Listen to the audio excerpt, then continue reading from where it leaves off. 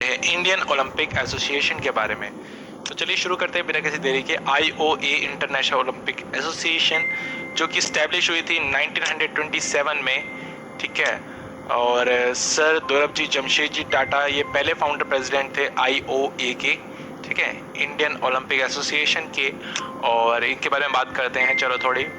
Doctor Indian Olympic association के बारे में बात करते हैं। डॉक्टर नेहरन ये पहले फाउंडर सेक्रेटरी जनरल थे आपके आईओए के, ठीक है, 4 ईयर टर्म्स के लिए, 4 साल के लिए, ऑफिस बेयरर्स के लिए। और 1928 के अंदर एम्स्टर्डम ओलंपिक गेम्स के अंदर जो नीदरलैंड में हुए थे, इंडियन हॉकी टीम ने पहली बार पार्टिसिपेट किया था और गोल्ड मेडल जीत के लाई थी, ठीक है, 1928 के एम्स्टर्डम ओलंपिक गेम्स में, जो कि नीदरलैंड में हुआ था। वहाँ पे इंडियन हॉकी टीम ने पार्टिसिपेट करके जीती थी, पहली बार पार्टिसिपेट किया था और गोल्ड मेडल भी जीत के लाई थी।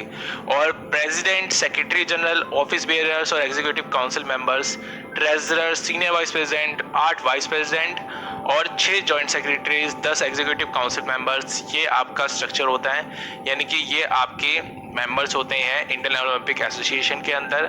इसके बाद ऑब्जेक्टिव्स आईओए के होते हैं, वो बात करते हैं। तो ऑब्जेक्टिव्स आईओए के होते हैं development and promotion of Olympic movement, यानी कि प्रोग्रेस करना, ठीक है, और प्रमोट करना, ज़्यादा से ज़्यादा मार्केटिंग करना ओलंपिक मूवमेंट की, ज़्यादा से ज़्यादा लोगों को बताना ओलंपिक मूवमेंट के बारे में, ओलंपिक गेम्स के बारे में, ठीक है। और enforcement of rules and regulation, जो भी नियम और कानून कायदे बनाए गए हैं इसको एनफोर्स करना, इसको आगे बढ़ाना, ठीक है, इसको लागू करना, ठीक है। और फुल चार्ज और कंट्रोल लेना जितने भी मैटर्स होते हैं जो ओलंपिक से रिलेटेड होते हैं, यानी कि पूरा का पूरा चार्ज लेना और कंट्रोल करना जो भी मैटर्स होते हैं जो ओलंपिक से रिलेटेड होते हैं, ठीक है, तो उसका पूरा का पूरा कंट्रोल आयोग लेगा, ठीक है। और एनकरेज करेगा फिजिकल, मोरल और कल्चरल एजुकेशन को युद्ध की, ठीक है, जो भी जवान लोग हैं, जवान लड़के लड़कियां हैं, उनको एनकरेजमेंट करेगा उनके फिजिकल, मोरल और कल्चरल एजुकेशन की, ज़्यादा से ज़्यादा इनकी एजुकेशन हो इन चीज़ों में। और ये रिकॉग्नाइज करेगा कि स्टेट ओलंपिक एसोसिएशन को रिकॉग्निशन देगा, ठीक है, और नेशनल स्पोर्ट्स फेडरेशन को भी रिकॉग्निशन देगा। तो ये आपके आयोग के कुछ ऑब्जेक्टिव्स है। इसके बाद सारी की सारी रिस्पॉन्सिबिलिटीज आईओए लेगा, जिम्मेदारी लेगा, जैसे कि सिलेक्शन, कि किन प्लेयर्स को सिलेक्ट करना है, ट्रांसपोर्टेशन, उनके जाने आने की व्यवस्था, उनकी ट्रेनिंग की व्यवस्था, वेलफेयर और टीम्स, ठीक है, जो भी टीम्स है उनका वेलफेयर, उनका भला हो रहा है, टीम्स का कोई प्रॉब्लम तो नहीं आ रही है, जो भी ओलंपिक गेम्स में पार्टिसिपेट कर रहे हैं उस चीज का ध्यान रखना, ठीक है। एनएसएफ की मदद से, ठीक है, इसके थ्रू हेल्प करते हैं। इसके बाद डिसिप्लिनरी एक्शन लेना किसी फेडरेशन के अगेंस्ट, ठीक है, यानी कि कुछ एक्शन लेना जो जरूरत एक्शन है किसी फेडरेशन के अगर कोई वो मिसबिहेव कर रहा है, ठीक है, कोई गलत तरीका बिहेव कर रहा है कोई फेडरेशन के थ्रू, तो वो मिसबिहेवियर कर रहा है, या फिर कोई भी अनडिजायरेबल एक्टिविटी हो रही है, ऐसी अनडिजायरेबल एक्टिविटी जो बियर नहीं कर सकती, जिससे क्या है देश को प्रॉब्लम क्रिएट हो रही है, देश का नाम खराब हो रहा है, तो उस फेडरेशन के अगेंस्ट हम एक्शन ले सकते हैं, ठीक है। एनफोर्स करना और डिफेंड करना एक्सक्लूसिव राइट्स को एसोसिएशन के, ठीक है, यानी कि एनफोर्स करना, लागू रहना और बचाना भी, मतलब बचाए भी रखना जो राइट्स हैं, अधिकार हैं इस एसोसिएशन के, इंडियन ओलंपिक एसोसिएशन के, कि ओलंपिक फ्लैग को यूज करने का और ओलंपिक इंसिग्निया को यूज करने का, ठीक है। द्रोणाचार्य अवार्ड के बारे में बात करेंगे, इसमें 2-3 अवार्ड्स के बारे में बात करेंगे।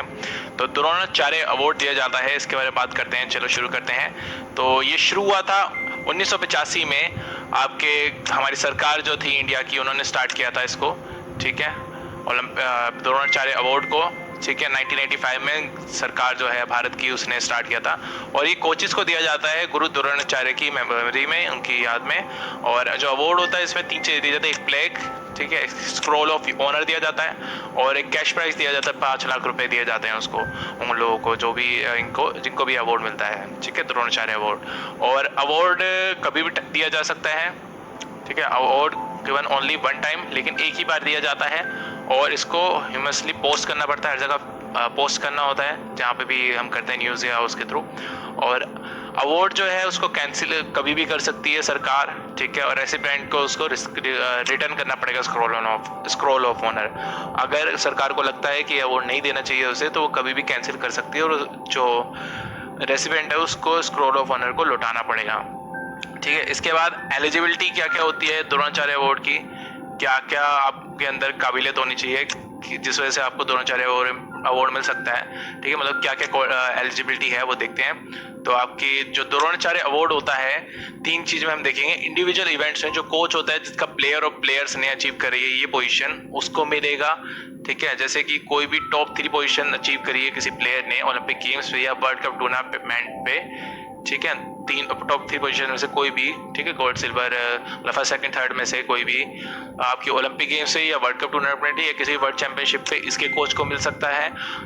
एक प्लेयर जिसने वर्ल्ड रिकॉर्ड को ब्रेक किया हो, तोड़ा हो, या और जो इंटरनेशनल स्पोर्ट्स फेडरेशन के थ्रू रिकॉग्नाइज हो, उसके कोच को मिल सकता है। और वो प्लेयर जिसने गोल्ड मेडल जीता हो एशियन गेम्स या कॉमनवेल्थ गेम्स में, और वो प्लेयर जिसने गोल्ड मेडल 3 बार जीता हो एशियन चैंपियनशिप में या कॉमनवेल्थ चैंपियनशिप में, तो इन लोगों को भी अवार्ड मिल सकता है।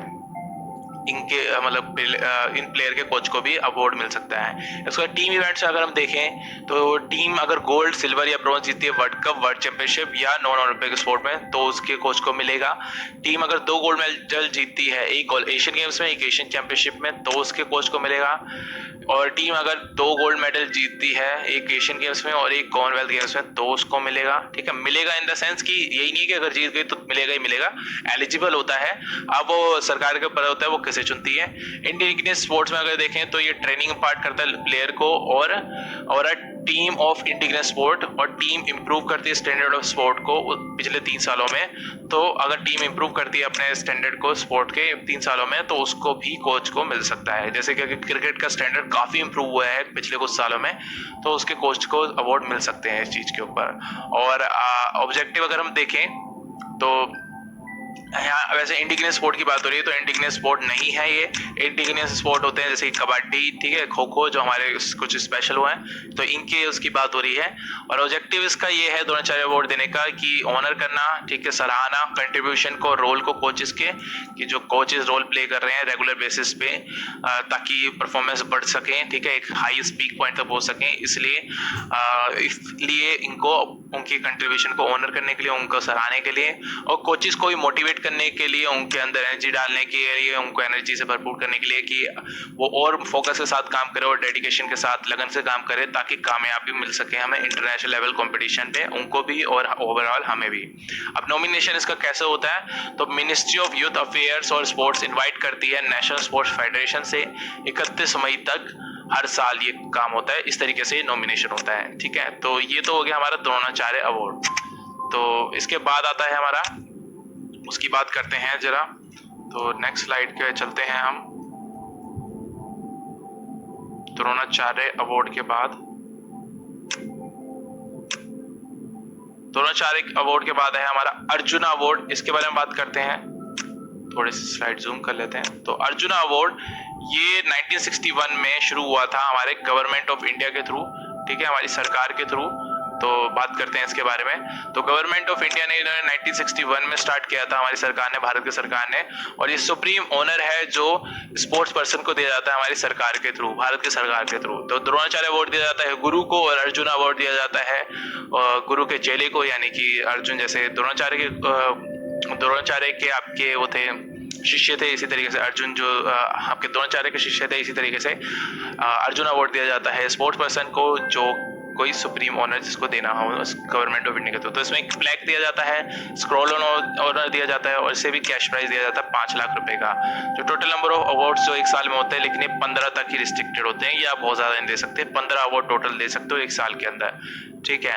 और सिर्फ इंटरनेशनल अचीवमेंट्स ही कंसीडर की जाती हैं, जो आप इंटरनेशनल लेवल पे करते हो। ऐसा नहीं कि देश के अंदर कर रहे हो और आप एक्सपेक्ट कर रहे हो कि आपको अवार्ड मिल जाएगा या कुछ मिल जाएगा, ठीक है। तो ये इंटरनेशनल अचीवमेंट ही करी जाती है कंसीडर। इसके बाद एलिजिबिलिटी की बात करते हैं, यानी किन किन स्पोर्ट्स पर्सन को ये मिल सकता है, तो उसके बारे में बात करते हैं। तो ये स्पोर्ट्स पर्सन को मिल सकता है अगर वो एक्स्ट्रा ऑर्डिनरी पोजीशन को अचीव कर रहे हैं, यानी कि कमाल की पोजीशन को अचीव कर रहे हैं साल भर में, या एक्स्ट्रा ऑर्डिनरी परफॉर्मेंस हो सकता है, ठीक है। एक अवार्ड एक स्पोर्ट में एक ही अवार्ड दिया जा सकता है। मतलब क्रिकेट में अगर विराट कोहली को दे रहे हैं तो किसी और को नहीं दे सकते, और फुटबॉल में अगर मैसी को दे रहे हैं तो किसी और को नहीं दे सकते हैं। बेसिकली ये इंडिया का है तो मैं इंडिया की बात करूंगा। लेकिन ये मेल और फीमेल प्लेयर को दे सकते हैं सेम स्पोर्ट के, यानी कि अगर इंडिया में विराट कोहली को दे रहे हैं क्रिकेट में, तो आप मिथाली राज को भी दे सकते हैं क्रिकेट में इंडिया को, ठीक है, अगर वो डिजर्व करती है तो। दोनों ही सेम स्पोर्ट के हैं, लेकिन मेल और फीमेल है, इसलिए अलग अलग को दिया जा सकता है। अवार्ड सिर्फ एक ही बारी दिया जाएगा और इसको हम पोस्ट करेंगे ह्यूमसली, हर जगह मतलब पोस्ट करके दिया जाएगा। और अवार्ड जो है उसको हम कैंसिल कर सकते हैं किसी भी टाइम पे, ठीक है, सरकार के थ्रू कभी भी कैसे करेगा, रेसिपेंट को उसे लौटाना पड़ेगा, स्क्रॉल ऑफ ऑनर को, ठीक है। इसके बाद ऑब्जेक्टिव्स होते हैं स्टैंडर्ड को इम्प्रूव करने का स्पोर्ट्स का कंट्री के अंदर, ठीक है। अगर आपका प्लेयर खेले जा रहा है, ठीक है, फीस तो उसको वैसी मिलती है, लेकिन अगर वो खेले जा रहा है और उसको कोई मोटिवेट नहीं कर रहा है, उसको कुछ स्पेशल नहीं मिल रहा है इतना अच्छा परफॉर्म करने पे भी, तो वो क्या करेगा, वो उसको लिए करना ना करना एक बराबर लगेगा, इसलिए वो उसकी परफॉर्मेंस गिरने लगेगी। तो स्टैंडर्ड इंप्रूव हो स्पोर्ट्स का, और भी ज़्यादा लोग मोटिवेट हो अच्छा खेलने के लिए, इसके लिए ये ऑब्जेक्टिव होता है इसको करने का। और इसके बाद बात करते हैं नॉमिनेशन के लिए कि कैसे इसका नॉमिनेशन होता है। तो इसका इनवाइट होता है आपको ministry of youth affairs and sports के थ्रू, ठीक है, नेशनल स्पोर्ट्स फेडरेशन के थ्रू हर 31 मई पे हर साल पे। तो सेम द्रोणाचार्य अवार्ड का होता है और सेम इसमें भी सेम प्रोसीजर होता है। और कोई भी स्पोर्ट्स फेडरेशन लिस्ट सेंड कर सकती है 3 प्लेयर की, ठीक है। सिलेक्शन कमेटी जो होती है वो 5 ओलंपियंस होते हैं उसमें, सिलेक्शन कमेटी के अंदर, ये इंपॉर्टेंट है, ध्यान से समझिएगा, 5 ओलंपियंस होते हैं, 4 अर्जुन अवार्डीज होते हैं, 2 स्पोर्ट्स एडमिनिस्ट्रेटर होते हैं और स्पोर्ट्स सेक्रेटरी होते हैं। इससे मिलके आपका एक स्पोर्ट्स सेक्रेटरी होते हैं, इससे मिलके आपका ये बनता है पूरा का पूरा, ठीक है। अब अगर एक चीज और मैं बताना चाहूंगा, जो ये पोस्टह्यूमसली होता है यहाँ पे, ठीक है, इसका मतलब मैं आपको क्लियरली बता देता हूँ। पोस्टह्यूमसली का मतलब होता है कि पोस्टह्यूमसली का मतलब है कि ये मरणोत्तर भी हो सकता है, यानी कि आपका अगर कोई व्यक्ति मर जाता है तो उसको भी दिया जा सकता है, ठीक है। तो ये चीज, अगर कोई व्यक्ति मर भी जाता है तो उसको भी अवार्ड हम दे सकते हैं, ठीक है। वो नहीं है रिसीव करने के लिए तो उसके घर वालों को दे देंगे, लेकिन उसको दिया जरूर जा सकता है, ठीक है। तो इसको कैन भी पोस्टह्यूमसली का मतलब है कि मरने के बाद भी दिया जा सकता है। अगर कोई इंसान को टाइम से नहीं दिया गया अवार्ड तो उसको मरने के बाद भी जा सकता है। तो ये चीज होता है पोस्टह्यूमसली का मतलब। इसके बाद हम अपने नेक्स्ट टॉपिक पे बढ़ते हैं, जो कि है अर्जुन अवार्ड के बाद राजीव गांधी खेल रत्न अवार्ड, जो कि लास्ट होगा टॉपिक जो इसके बारे में हम बात करेंगे, इस अवार्ड के बारे में उसमें वीडियो में। तो राजीव गांधी खेल रत्न अवार्ड, ये आपका राजीव गांधी ने के उस पे स्टार्ट किया गया था। 1991 में इसको स्टार्ट हुआ था, गवर्नमेंट ऑफ इंडिया ने इसको स्टार्ट किया था, ठीक है। तो ये दिया जाता है जो मोस्ट आउटस्टैंडिंग, कमाल की और स्पेक्टेकुलर परफॉर्मेंस होती है फील्ड ऑफ स्पोर्ट्स में इंटरनेशनल लेवल पे, उन लोगों को दिया जाता है। जैसे कि मैं तो खैर हर उसमें विराट कोहली का नाम आता है, इतने कमाल के प्लेयर हैं, तो उन जैसे प्लेयर को ये राजीव गांधी खेल रत्न अवार्ड दिया जा सकता है। और ये सिर्फ 1 या 2 व्यक्तियों को दे सकते हैं 1 साल के अंदर, ठीक है, ऐसे नहीं है भर भर के होते हैं। तो जिसको भी मिलता है काफी बढ़िया प्लेयर ही होगा। ऑफ कोर्स जो अवार्ड है इसको जरूरी नहीं है कि हर साल देना ही देना है, ठीक है। तो वो डिपेंड करता है कि कोई प्लेयर है तभी देंगे, जरूरी नहीं है कि हर साल देना ही देना है। जो अवार्ड होता है इसमें 1 मेडल होता है, ठीक है। तो हम पिछले वाले में दे रहे थे आपका ब्लैक दे रहे थे, ठीक है, यहाँ पे मेडल दे रहे हैं, सर्टिफिकेट ऑफ ऑनर दे रहे हैं स्क्रॉल ऑफ ऑनर की जगह, और कैश प्राइज दे रहे हैं 7.5 लाख रुपए का। तो ये 3 चीजें देते हैं हम राजीव गांधी खेल रत्न अवार्ड में। तो दोस्तों यही हमारा पार्ट 5 में और सेटअप ऑफ सीबीएसई स्पोर्ट्स के बारे में बात करेंगे कि सीबीएसई किस तरीके से इस स्पोर्ट्स को प्रमोट करती है और क्या क्या काम करती है सीबीएसई, उसके ऑर्गेनाइजेशन सेटअप को काम के बारे में बात करेंगे। तो अगर आप लोग स्पोर्ट्स में पार्टिसिपेट कर रखे हैं, वैसे तो अब काफ़ी एंड में ही है, लेकिन अगर आप शुरू से देख रहे हो इस वीडियो को तो आपको समझ में आ रहा होगा कि कॉन्स्टिट्यूशन सीबीएसई स्पोर्ट्स का कैसे है, इसके बारे में हम बात करने वाले हैं आज। तो इसमें देखते हैं, शुरू करते हैं इसको समझने में और देखते हैं कि क्या कॉन्स्टिट्यूशन है सीबीएसई स्पोर्ट्स का, क्या क्या करती है सीबीएसई, ठीक है। तो 2 टॉपिक हम करेंगे इसमें, एक सीबीएसई स्पोर्ट्स का ऑर्गेनाइजेशन सेटअप और एक अवार्ड्स के बारे में बात करेंगे इसमें भी, तो अभी देखेंगे।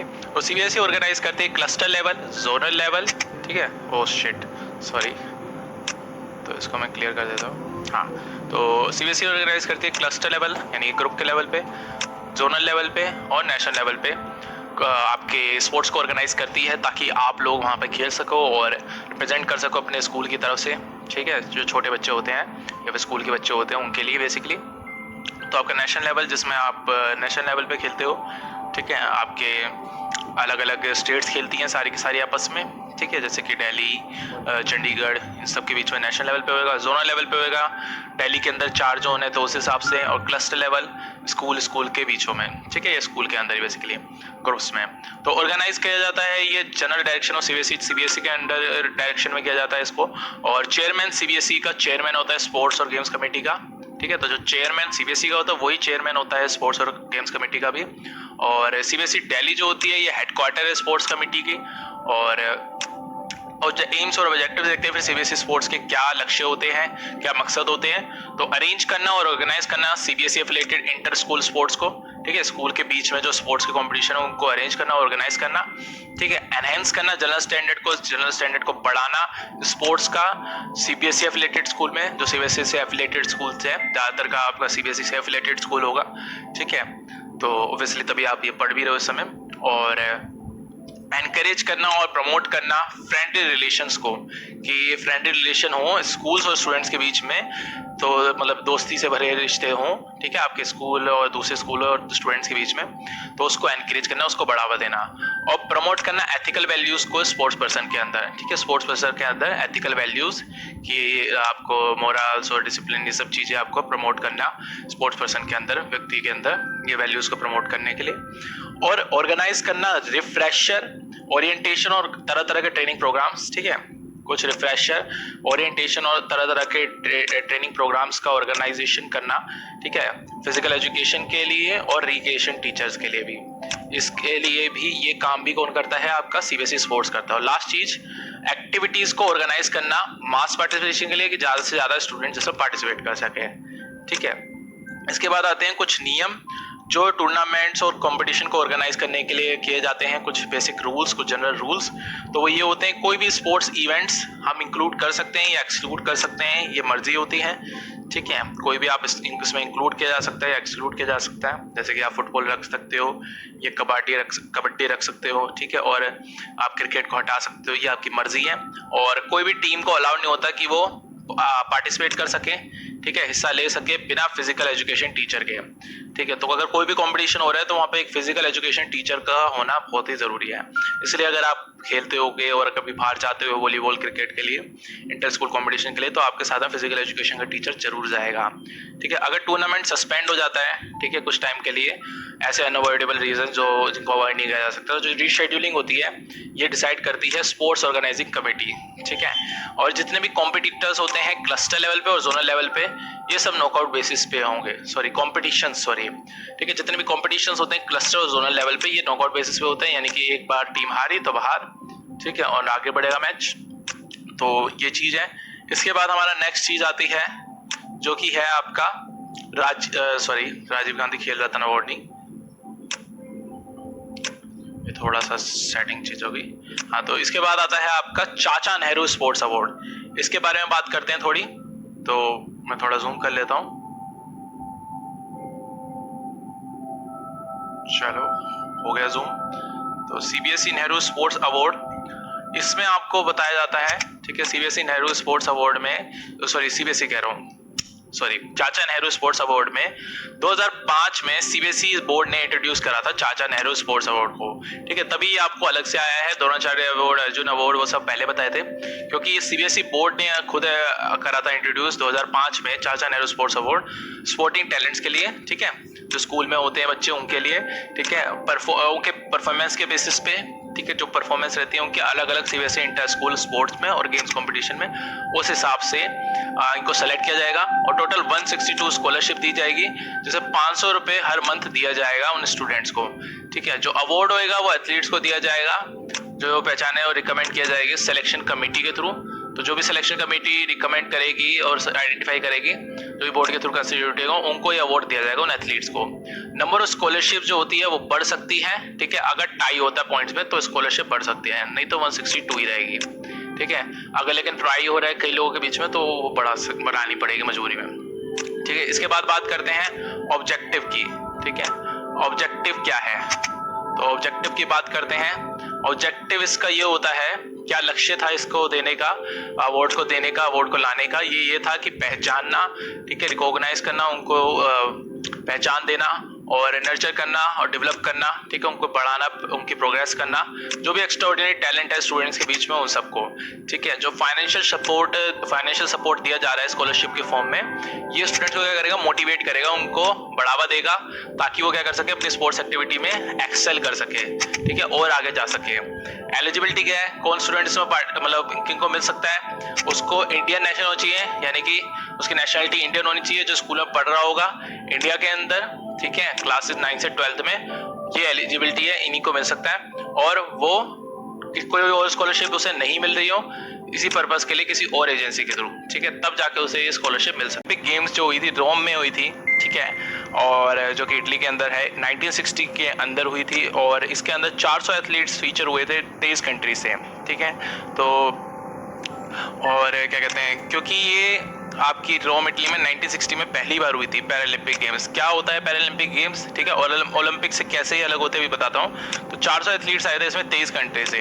1976 में स्वीडन ने पहली पैरालंपिक विंटर गेम्स को किया था, ठीक है। इस यहाँ पे पहली पैरालंपिक विंटर गेम्स हुई थी, ये नोरा पैरालंपिक गेम्स हुई थी 1960 में। 1976 में हुई थी पहली पैरालंपिक विंटर गेम्स, और जो गेम्स थी ये सेकंड बिगेस्ट स्पोर्टिंग इवेंट थी दुनिया में ओलंपिक गेम्स के बाद में। तो समर ओलंपिक गेम्स सियोल जो कोरिया में हुई थी 1988 में, उसके बाद से, और विंटर ओलंपिक गेम्स जो एल्बर्ट विले में हुई थी फ्रांस में 1992 में।